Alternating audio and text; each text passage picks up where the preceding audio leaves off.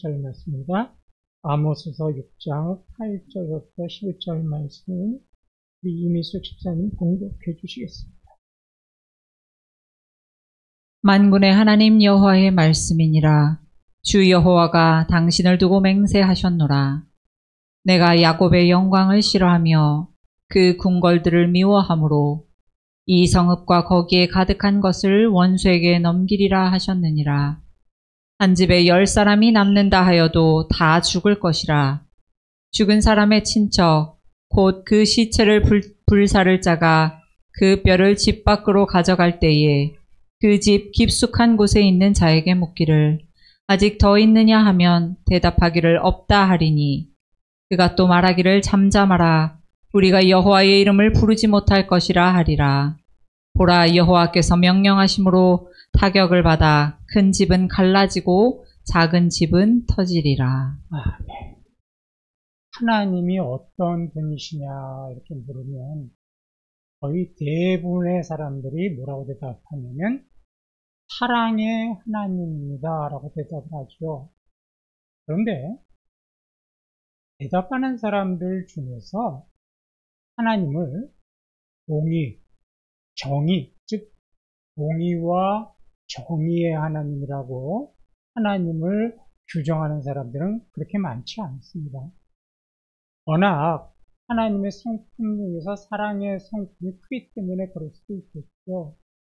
그런데 이렇게 어느 하나님의 성품 중에서 한 편만을 강조하다 보니까 생각지도 못한 문제가 생겨났습니다. 사람들이 죄를 짓고 또 그리스도인들이 죄를 짓고도 어떤 생각을 하냐면 하나님은 사랑의 하나님이시니까 이 정도의 죄쯤은 크게 문제 삼지 않으실 거야, 용서하실 거야 이러면서 자신이 지은 죄의 문제를 아주 심각하게 생각하지 않고 가볍게 넘기는 사람들이 참 많다라는 겁니다. 물론 하나님은 우리를 사랑하셔서 은혜와 자비와 긍휼을 베푸시지만 때로는 불법과 타락, 죄와 허물의 안에서는 철저하게 미워하셔가지고 하나님의 속성, 성품인 공의와 정의로 책망하시고 징계하시는 분입니다. 이런 사실을 볼 때 우리 하나님의 성품은 사랑 그리고 공의와 정의가 어느 쪽으로 치우치지 않고 정확하게 균형을 이루고 계신 분이라고 할 수 있습니다. 그러면 하나님께서 공의와 정의의 하나님이라는 것을 성경은 뭐라고 말씀하고 있습니까? 그것을 잘 알려주는 말씀이 이사야서 5장 4절에서 6절 말씀입니다. 주는 죄악을 기뻐하는 신이 아니시니 악이 주와 함께 머물지 못하며 오만한 자들이 주의 목전에 서지 못하리이다. 주는 모든 행악자를 미워하시며 거짓말하는 자들을 멸망시키리이다.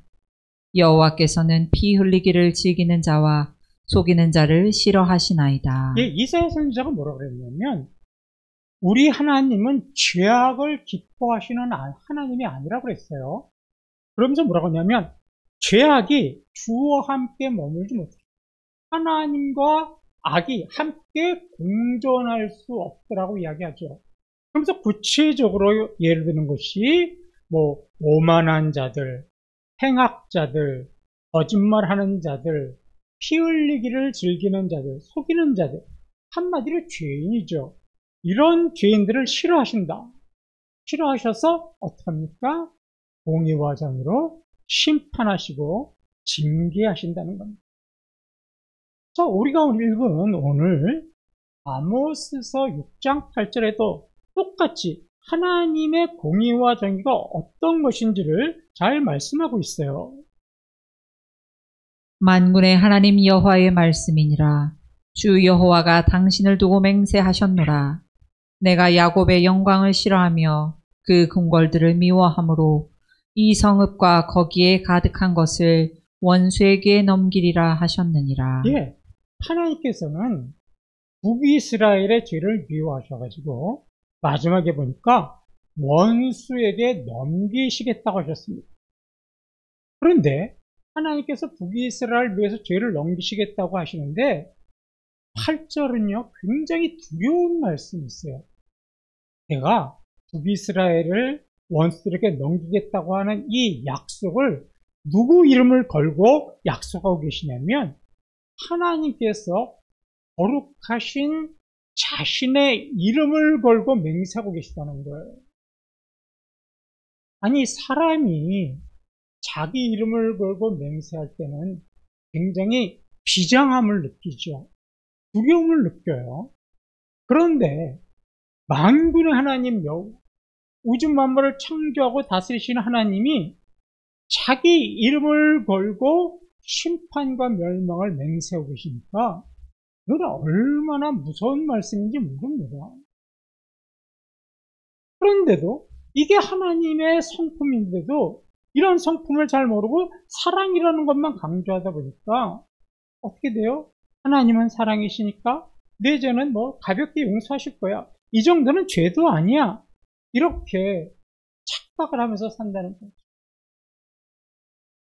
우리가 죄를 짓고 용서받는 길은 사랑의 하나님이라서 무조건 용서하시는 것이 아니라 우리의 죄가 크든 우리의 죄가 작든 그 정의와 공의의 하나님 앞에서 우리가 철저하게 회개하는 길만이 하나님의 이름을 걸고 맹세하신 그 심판을 피할 수 있는 길입니다. 그래서 믿지 않는 사람들마다 뭐라고 그래요? 예수님 좀 믿으라고 그러면 이건 사랑의 하나님이니까 다 용서하시겠죠. 뭐 이러고 넘어가지 않습니다. 그러면 도대체 하나님께서는 자신의 이름을 걸고 맹세하실 정도로 미워하신 북이스라엘의 죄는 어떤 죄일까요? 도대체 북이스라엘은 어떤 죄를 졌길래 하나님께서 자신의 이름을 걸고 심판하시겠다고 맹세하실 정도였을까요? 여기 8절 중간절을 보면 이렇게 나옵니다. 내가 야곱의 영광을 싫어하며 그의 궁궐들을 미워하며. 하나님이 미워하신 것이 뭐냐면 야곱의 영광과 그 궁궐이에요. 야곱은 우리가 잘 알다시피 모세, 또 아브라함, 야곱 이런 사람들은 대표적으로 이스라엘의 조상이죠. 야곱의 영광이라고 말하는 말은 이게 상징적인 비유인데 지금 북이스라엘이 가지고 있는 그 화려한 영광 이거를 아모스 선지자는 야곱의 영광이라고 빗대어서 이야기를 하고 있는 겁니다. 그러니까 하나님께서 미워하신 게 뭐냐? 지금 북이스라엘이 누리고 있는 그 화려한 영광 그리고 그 영광을 바탕으로 지어진 화려한 궁궐 이런 것들을 나는 미워하기 때문에 너희들을 반드시 내 이름을 걸고 심판하시겠다. 이렇게 말씀하신 거예요. 한번 생각해 보세요. 우리가 영광하면 떠오르는 이미지가 뭡니까? 그냥 거룩이죠? 화려함, 풍성함 이런 거죠. 영광을 상상하면서 부족함, 초라함 이런 걸 생각하는 사람은 거의 없어요. 그러면 북이스라엘이 당시 어떻길래 이런 영광을 누렸을까? 이 아모스서의 배경이 되고 있는 왕이 누구냐면 북이스라엘의 여로보암 2세 왕이에요. 이 여로보암 2세 때는요, 북이스라엘이 최고의 전성시대였어요. 막강한 군사력, 경제적인 풍요로 이런 걸로 태평성대를 누렸습니다. 모든 것에 부족함이 없었어요. 그러니까 외견상으로 보면, 외형상으로 보면 하나님이 영광 받으시기에는 부족함이 하나도 없을 정도로 모든 것이 풍성했어요. 그럼에도 불구하고 왜 하나님께서는 이스라엘의 영광을 나는 미워해서 그들을 심판하겠다고 약속하셨을까요? 외형적으로는 북이스라엘이 전성시대를 누리고 태평성대를 누렸지만 이면적으로 보면 하나님의 공의와 정의가 사라져서 부익부, 빈익빈이라는 현상이 심해졌기 때문에 부익부, 빈익빈이라는 말은 우리가 잘 알죠? 부자는 점점 더 부자가 되고 가난한 사람은 점점 더 가난해지는 사람. 그런 현상이 나타나는 거예요. 그럼 왜 이런 현상이 나타났을까? 이스라엘의 이 권력층, 사회 지도자층들은요, 가난한 자, 연약한 자, 힘없는 자들을 굉장히 억압하고 착취했어요.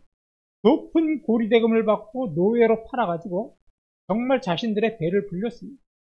그 돈을 가지고 사치와 풍요를 즐겼죠.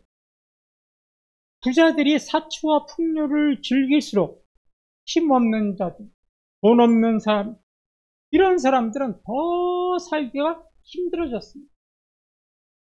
지금 우리나라다. 또 세계 어느 나라나 물질적으로 풍요한 시대지요. 그런데 그 이면에 보면 정말 못 사는 사람들은 엄청나게 못 삽니다. 경제가 활성화되고 정치가 안정될수록 점점 더 그런 현상이 심화되어 가는 거죠. 그러면 사회적으로만 이런 현상이 나타났을까요? 아니에요. 종교적으로도 매우 타락했습니다. 이 제사장들이요, 이렇게 잘못 사고 있는 사람들을 꾸짖어야 하는 것이 제사장의 직분임에도 불구하고 그들은 권력층, 사회 지도층들과 한 통속이 됐어요. 그리고 그들의 편에 서서 그들이 잘하고 있다고 축복하고 그들이 잘하고 있다고 그들을 높여주었습니다. 재판관들은요, 뇌물을 받아가지고 이 억울한 일을 한 사람들, 즉 당한 사람이 아니라 불법으로 착취하고 불법으로 노예를 만든 그런 사람들에게 유리한 판결을 내렸습니다. 그러니까 재판관들이 이 돈 많은 사람, 또 높은 사람들을 위주로 재판을 하다 보니까 이 사회적인 약자들은 어디 가서 자신들의 억울함을 호소할 방법이 없었습니다. 이렇게 사회적인 약자의 피와 땀으로 세워진 그것을 이 아모스 선지자는 야곱의 영광, 즉 이스라엘의 영광과 화려한 궁궐이라고 합니다. 이런 배경이 있기 때문에 북이스라엘이 잘 먹고 잘 산다 할지라도 하나님은 그들을 미워하시겠다고 하신 겁니다. 이 권력층과 부유층들은요, 이렇게 불법을 저지르면서도 어떤 마음이 있었냐면, 나는 하나님께 택함 받은 백성이야. 나는 하나님이 택한 민족이기 때문에 내가 어떤 일을 하더라도 하나님은 내 편이 되시고 나를 구원하시고 나는 심판당하지 않을 거야. 이런 잘못된 생각을 하고 있었습니다. 자신들이 세운 견고한 성읍이 이방 나라로부터 자신들을 지켜줄 거라고 믿었어요. 자신들이 가난한 사람들로부터 빼앗은 그 많은 재물이 영원히 자신을 행복해 줄 것이라고 믿었습니다. 그래서 아모스 선지자가 아모스 9장 10절에 이렇게 이야기를 해요. 내 백성 중에서 말하기를 화가 우리에게 미치지 아니하며 이르지 아니하리라 하는 모든 죄인은 칼에 죽으리라. 예, 화가 우리에게 미치지 않냐. 지금 무슨 말이냐? 우리 심판받지 않을 거다. 우리가 가지고 있는 재물이 나를 지켜줄 것이다. 우리가 세운 견고한 성이 이방 나라로부터 우리를 지켜줄 것이다. 내가 하나님의 택한 백성이기 때문에 나는 어떠한 재앙도 받지 않을 것이다. 이렇게 자신 있게 말하고 다녔다는 거예요. 우리는 이런 사람들을 뭐라고 부릅니까? 교만한 사람들이다. 하나님을 두려워하지 않는 모든 사람들이 다 어떤 사람들입니까? 교만한 사람들입니다. 저는 그런 것 같아요. 사람이 자꾸 교만해질 때쯤 한 번씩 이렇게 치시는 것 같아요. 나 자꾸 겸손해지라고. 너 교만이 또 극해 달았다 그러면 한 번씩 입원시켜 줬어요. 낮아지게 만드시고. 하나님을 의지하지 않고 재물, 또 뭐 견고한 요새, 화려한 궁궐, 사치스러운 집, 이런 것들이 자신을 지켜줄 거라고 믿는 모든 사람들을 우리는 교만한 자들이라고 합니다. 그럼 이 교만한 자들을 하나님께서 어떻게 하신다고요? 칼에 죽게 하실 것이다. 칼로 죽게 하실 것이다.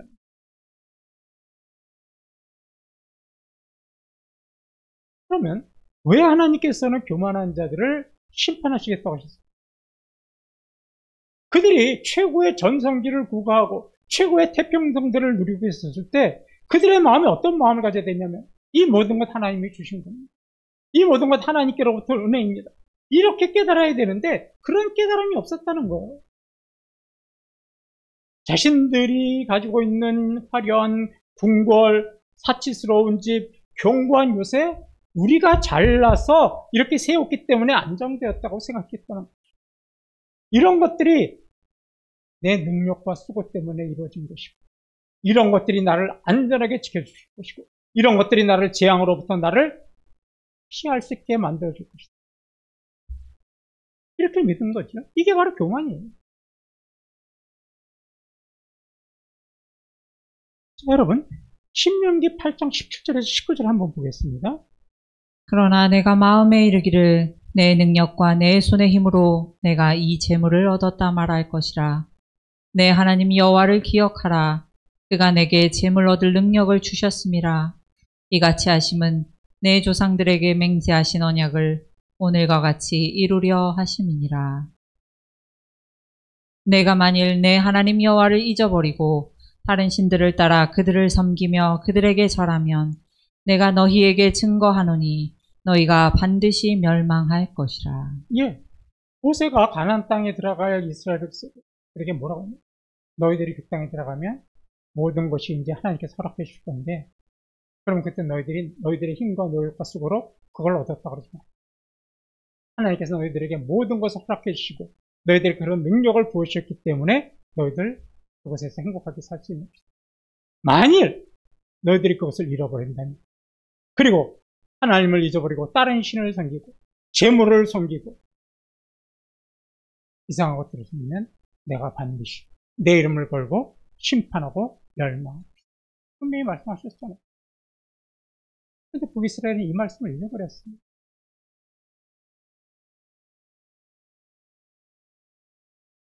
교만해질 때로 교만해졌어요. 하나님은 자신의 이름을 걸고 심판하시겠다고 하셨습니다.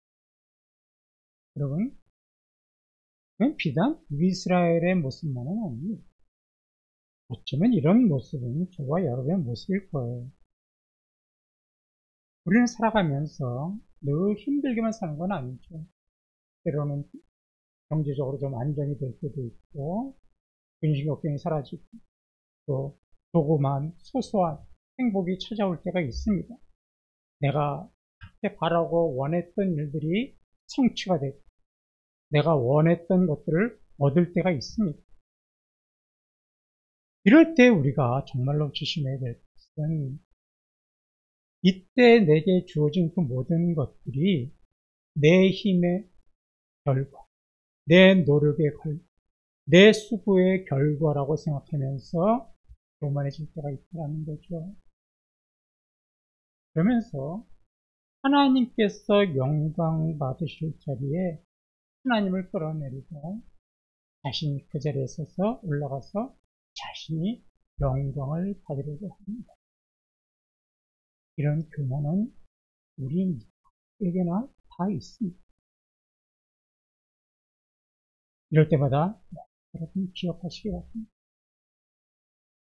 하나님은 우리의 소소한 행복, 우리가 근심 걱정이 사라지고 우리가 무슨 진급을 하고 우리가 어떤 것들을 쟁취하고 어떤 것들을 승리한다고 해서 그것으로 우리가 그런 삶을 살 때 만족해하고 교만해하는 것을 정말로 싫어하시는 하나님이십니다. 하나님이 우리에게 원하시는 것은 외적인 행복이나 성공이나 승리가 아니에요. 그럼 진정 하나님께서 저와 여러분에게 원하시는 것은 무엇일까? 우리의 삶이 조금 안정이 되고 우리의 삶에 조금의 행복이 찾아오고 우리가 꿈에 그리던 것들을 얻고 쟁취하게 되었을 때 그럴수록 더 하나님을 인정하고 하나님이 모든 것을 주신 것이라는 것을 인정하고 하나님께 감사하면서 하나님의 그 거룩하신 앞에서 겸손한 마음을 갖는 이것이 별로 우리 삶에서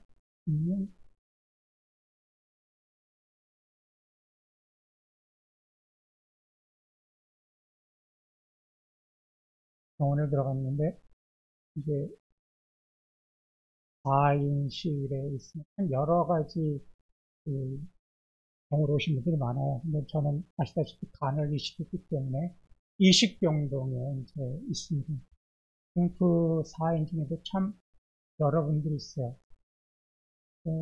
몸이 아프고 힘들고 어떤 때는 짜증이 나는데 그 가운데서도 감사할 게 뭐냐면 그분들은 정말로 저보다 자주 이 이식한 것에 대한 문제가 생겨가지고 자주 병원을 오신 분들이 있어요.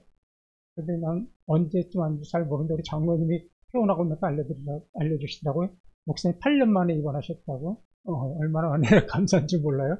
다른 분들은 뭐 2, 3년 만에도 와서 뭐 하고 어떤 분들은 저보다 더 그냥 고통이 극심해가지고 막 어쩔 줄 모르는데 그래도 은혜 가운데 또 잘 지내고 또 이렇게 태어날 수 있는 것 그러면서 또 하나 뭐를 배워요? 감사함을 또 그러는 가운데 겸손을 배울 수 있는 그런 은혜의 시간이었습니다. 제가 왜 여기까지 이렇게 길게 이야기했느냐? 이스라엘이요. 하나님의 이름을 걸고 심판을 당할 수밖에 없었던 이유가 무엇인가를 좀 알려드리려고. 물론 여러 가지 이유가 있었지만 그 중에서 가장 큰 이유가 뭔지 아세요? 바로 12절 하반절에 나옵니다. 너희는 정의를 쓸개로 바꾸며 공의의 열매를 쓴 쑥으로 바꾸며. 예. 이게 무슨 말이냐면 하나님께서 북이스라엘을 자신의 이름을 걸고 심판하게 했다고 맹세하신 그런 여러 가지 이유 중에서도 가장 큰 이유가 뭐냐면 정의를 쓸개로 바꾸며 공의의 열매를 쓴 쑥으로 바꿔. 즉 공의와 정의를요 자신의 삶에서 내던져 버렸다는 거예요. 그들의 삶에서 공의와 정의가 사라져 버렸다는 겁니다.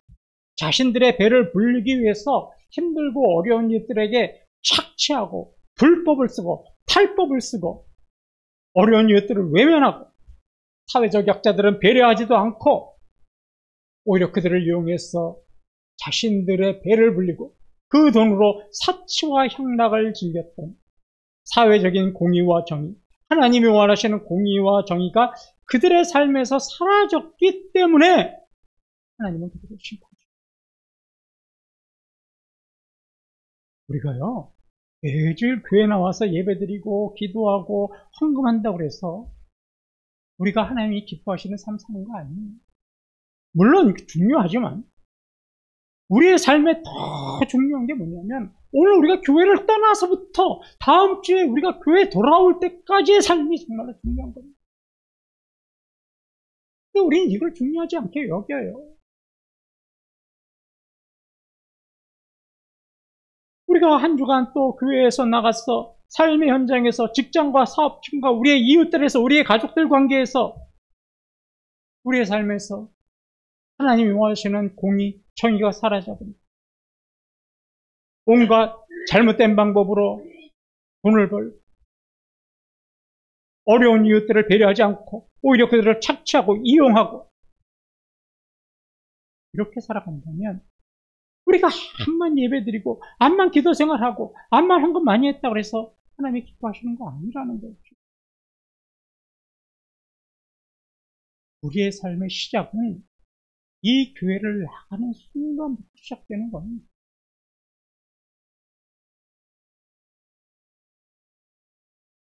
그렇지 않으면 하나님께서 얘기하십니다.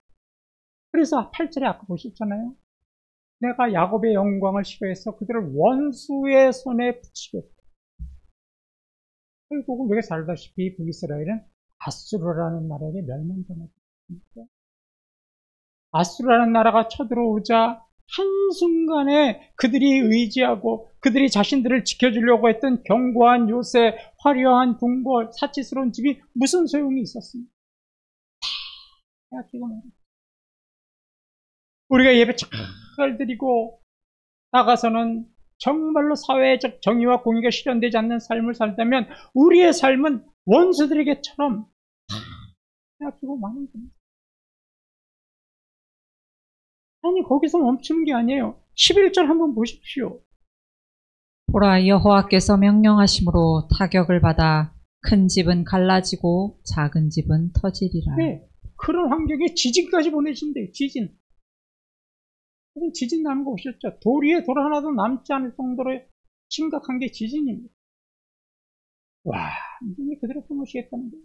그런데 완전히 그대로 허무시겠다는 이 약속이 그냥 공허한 약속이 아니라 하나님께서 자신의 이름을 걸고 하신 약속이라는 겁니다. 여러분이 사회적인 정의와 공의를 우리가 한 주간 실현하지 않고, 우리가 약한 자들을 배려하지 않고 불법과 탈법으로 돈을 벌고 우리의 배를 불리고 재산을 증식한다면, 아니, 원수를 보내셔서 우리가 가지고 있는 모든 것들을 빼앗으시고 지진을 보내셔서 지진과 같은 환경 속에서 돌 위에 돌 하나 남지 않도록 우리의 삶을 피폐하게 만드실 거라는 겁니다. 무슨 말씀 아닐까요? 그렇다면 우리가 이런 심판을 받지 않으려면 어떤 삶을 살아야 하겠습니까? 야고보서 4장 6절에 이런 말씀이 있습니다. 하나님이 교만한 자를 물리치시고 겸손한 자에게 은혜를 주신다 하였느니라. 네, 이것이 정답이에요. 하나님은 교만한 자를 물리치시니까 원수를 보내서 물리치시고 지진과 같은 악한 상황을 통해서 그들을 물리치시지만 어떤 자에게 은혜를 주세요? 겸손한 자에게 은혜를 주신다는 거예요. 이게 심판과 멸망은 피하고 복과 은혜를 받는 비결입니다. 겸손한 자가 되는 거예요. 그럼 겸손한 자가 되라. 이거 저와 여러분이 모르는 진리입니까? 다 알아요. 그런데 우리는 이미 우리 삶에서 늘 경험하고 있지만 겸손한 마음을 갖는다는 거 쉽지 않죠. 우리가 남들보다 조금이라도 좀 나은 것이 있고 우월한 것이 있으면 우리의 마음이 어떻게 됩니까? 우쭐해지죠. 어떻게든지 자랑하고 싶어져요. 이게 우리 몸에 배어있는 게 우리의 습성 아닙니까? 어떻게든지 내가 남들보다 우월하고 내가 남들보다 좋은 거 갖고 있다는 걸 어떻게든지 좀 자랑하고 싶은데,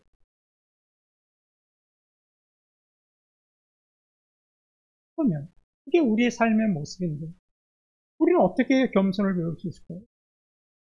우리는 어떻게 하나님이 원하시는 겸손을 따라갈 수 있을까요?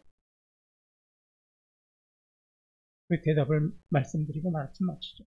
빌립보서 2장 5절에서부터 8절의 말씀입니다. 너희 안에 이 마음을 품으라. 곧 그리스도 예수의 마음이니 그는 근본 하나님의 본체시나 하나님과 동등됨을 취할 것으로 여기지 아니하시고 오히려 자기를 비워 종의 형체를 가지사 사람들과 같이 되셨고 사람의 모양으로 나타나사 자기를 낮추시고 죽기까지 복종하셨으니 곧 십자가에 죽으심이라. 예, 예수님의 겸손을 배워가는 거예요. 예수님의 겸손을 마음에 품고 사는 거예요. 그래서 우리가 오늘 찬양했죠. 주님의 형상을 닮아가는. 하나님의 아들이신 예수님께서 그 화려한 영광의 하늘 영광을 뒤로하시고 낮고 비천한 사람의 모습으로 오신 그 겸손을 우리가 배워야 되는 거예요. 우리를 구원하시기 위해서 십자가에서 죽기까지 복종하신 그 겸손을 우리가 마음에 품고 살아가야 되는 거예요. 그 겸손을 우리가 배워갈 때 우리의 삶 속에서, 우리의 심령에서 교만함은 서서히 사라지고 주님의 겸손한 마음으로 치워지는 겁니다. 그러면 내게 모든 주어진 것, 내가 잘나서 내 능력이 뛰어나서가 아니라 하나님이 주신 재물을 얻을 수 있는 능력을 주시고 이 일을 성취할 수 있는 능력을 주시고 나에게 진급할 수 있는 능력을 주시고 내 가정에 평화롭게 살 수 있는 능력을 주셨기 때문에 가능하다고 하는 그 겸손을 우리가 배울 수 있는 거죠. 이런 겸손함과 이번 한 주간도 교회 문을 나서는 순간부터 다음 주에 다시 교회 문을 들어올 때까지 겸손한 마음, 주님의 공의와 정의를 삶 속에서 실현하시는 우리 성도님들 되시기를 주님의 이름으로 간절히 축원합니다.